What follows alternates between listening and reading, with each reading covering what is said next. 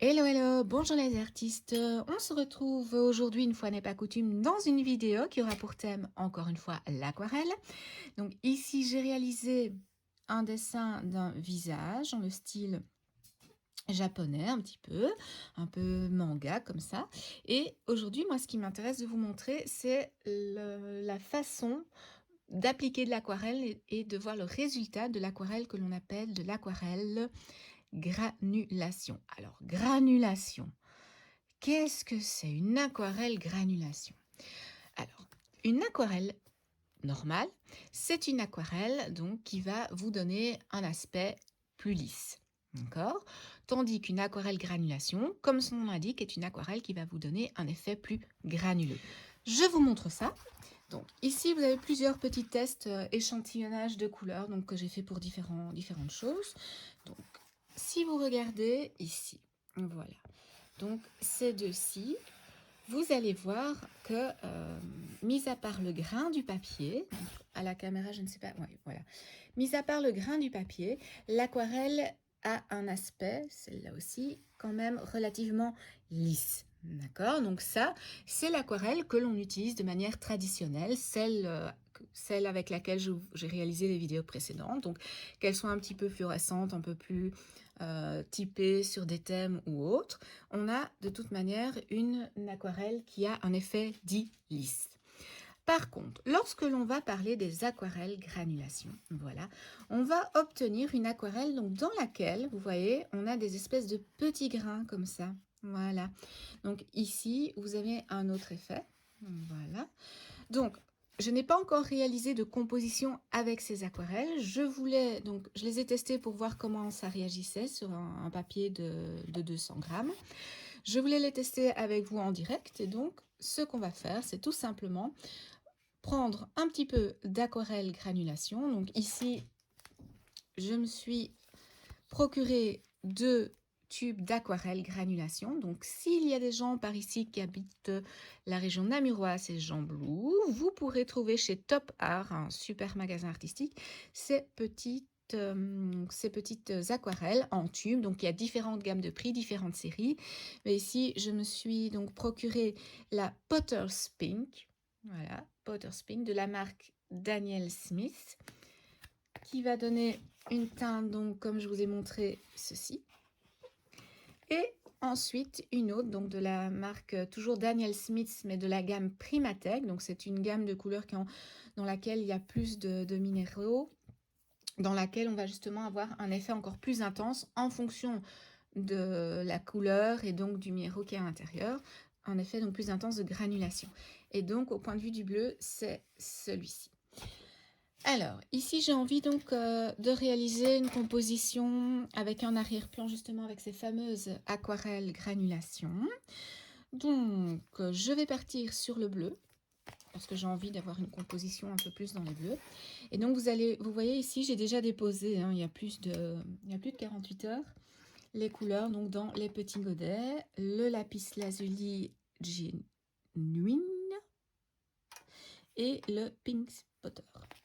Donc, ce que je vais faire ici avant toute chose, j'humidifie mon pinceau, je retire l'excédent d'eau et je vais déjà venir donc prendre l'aquarelle ici en godet.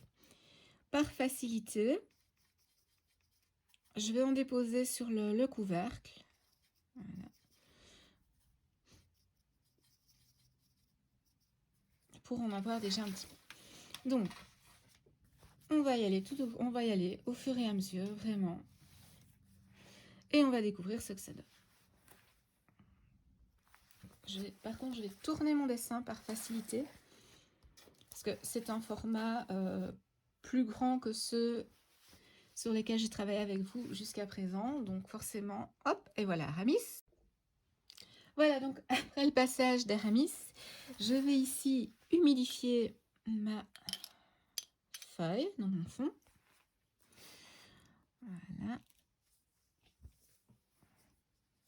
Aramis semble vouloir faire de l'aquarelle aussi aujourd'hui. Alors pourquoi j'humidifie mon fond? Tout simplement pour venir déposer l'aquarelle sur l'eau et ainsi obtenir un effet un petit peu de fusion comme ça. J'aime encore bien cet effet-là. Voilà, donc je vais faire qu'une partie. Je vais chercher ma peinture et on va commencer.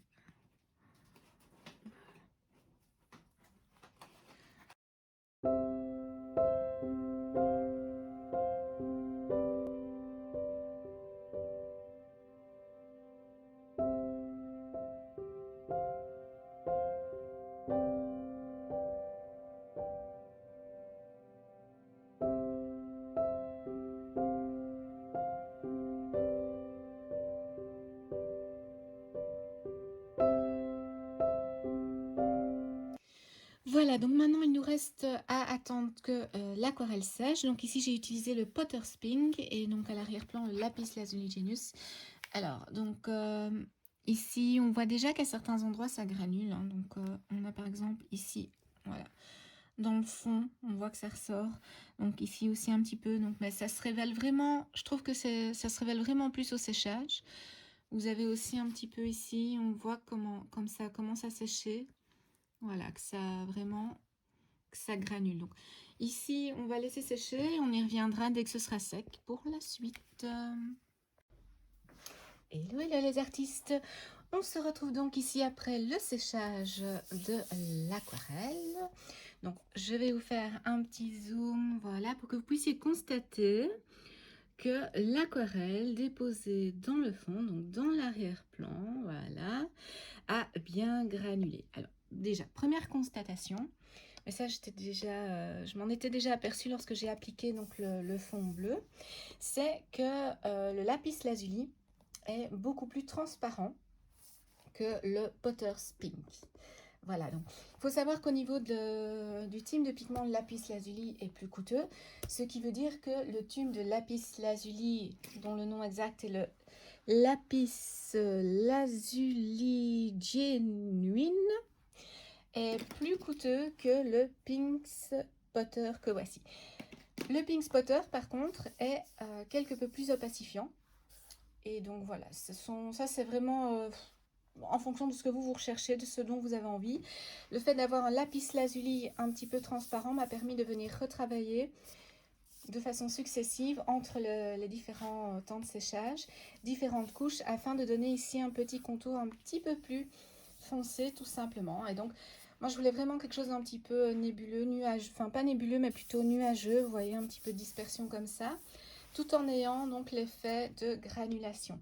Il y aura des éléments qui se mettront par-dessus, mais ça c'est pour la fin. Donc là maintenant ce qu'on va faire, c'est la réalisation de la mise en couleur du visage avec la palette ici, donc aquarelle, la gamme donc avec la gamme Muka, donc les aquarelles qui permettent d'avoir un ton, donc des tonalités au point de vue de la réalisation du visage assez sympathique.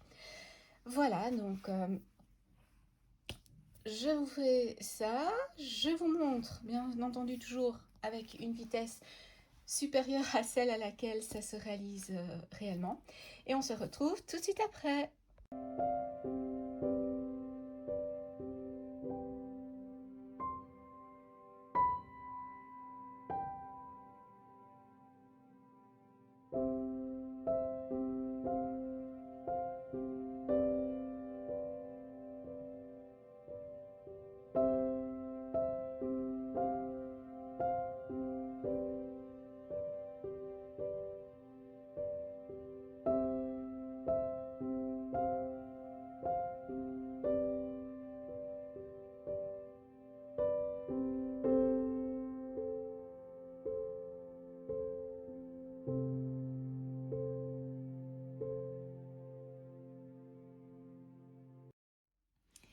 Et voilà, donc maintenant on va laisser sécher. Alors je vous fais quand même un petit cadrage en face, voilà, afin que vous puissiez voir un peu mieux. Alors une petite astuce pour les pinceaux, si jamais, je trouve assez sympa, c'est de récupérer, vous voyez, les supports de feu, donc les boîtes. Par exemple, si vous achetez du matériel chez Action, vous allez avoir, donc pour certains feutres à alcool ou autres, des petits casiers comme ceci, voilà, qu'on peut accrocher ou pas. Et ça vous permet de venir glisser vos pinceaux. Donc moi, c'est dans une boîte, voilà, puisque ces casiers-ci n'ont pas de fond. Donc j'ai tout mis dans une boîte, ce qui me permet d'avoir mes pinceaux aquarelles, mes pinceaux gouache et mes pinceaux acryliques. Donc du moins les pinceaux pour des compositions à l'acrylique plus fines. Donc voilà, on se retrouve après le séchage pour la mise en peinture, entre autres des cheveux.